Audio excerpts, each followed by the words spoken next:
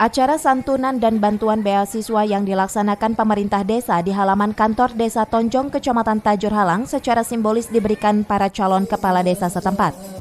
PLT Kepala Desa Tonjong Aja Wijaya mengatakan, acara santunan anak yatim dan kaum duafa dan bantuan beasiswa yang diberikan kepada anak yatim itu rutin dilaksanakan setiap tahun dalam rangka memperingati Tahun Baru Islam dan Lebaran Yatim.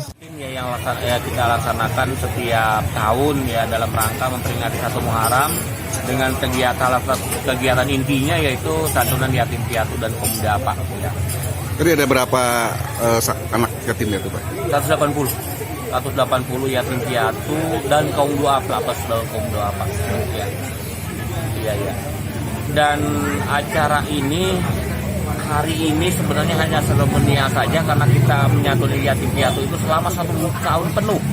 Ya, terutama untuk biaya pendidikan. Tak hanya itu, bantuan dana swadaya yang diberikan oleh pemerintah desa dari hasil celengan warga selama 1 tahun diharapkan bisa bermanfaat dan membantu untuk kebutuhan sehari-hari maupun kebutuhan sekolah.